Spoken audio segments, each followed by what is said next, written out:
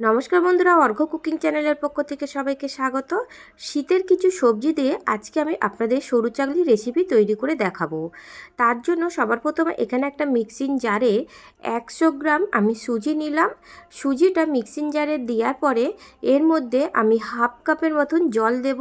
জল দিয়ে এটা খুব ভালোভাবে পেস্ট করে নিতে হবে। এটা যদি একটু ঘন হয়ে যায় আর একটু আপনারা জল দিয়ে এটাকে পাতলা করে নেবেন, কারণ সরু চাকলি একটু পাতলাই হয়। আমি ব্যাটারটা এর মধ্যে দিয়ে দিয়েছি একটা বাটিতে, স্বাদ মতন লবণ দিলাম।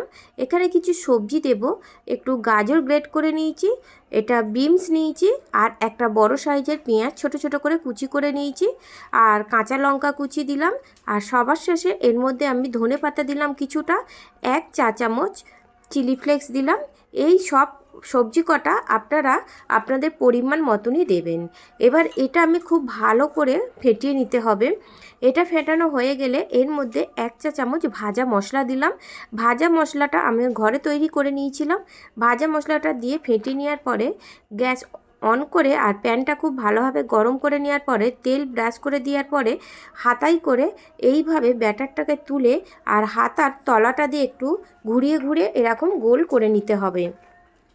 ঠিক 30 থেকে 35 সেকেন্ড পর আপনি দেখতে পাবেন ওপর থেকে শক্ত মতন হয়ে এসছে আর চারধার থেকে ছেড়ে গেছে।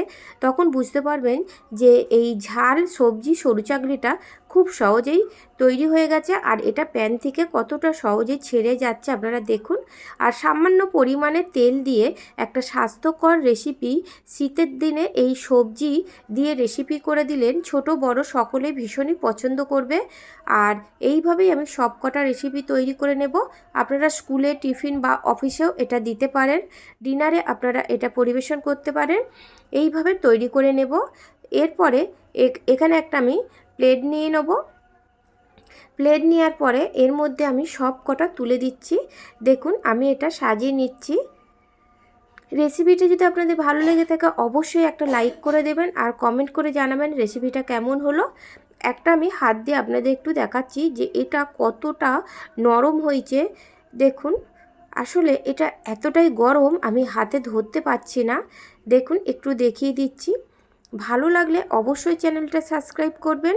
বন্ধুরা এইভাবে নিয়মিত ভিডিও দেখার জন্য অনেক ধন্যবাদ। ভালো থাকবেন বন্ধুরা, সুস্থ থাকবেন। দেখা হবে পরের রেসিপিতে।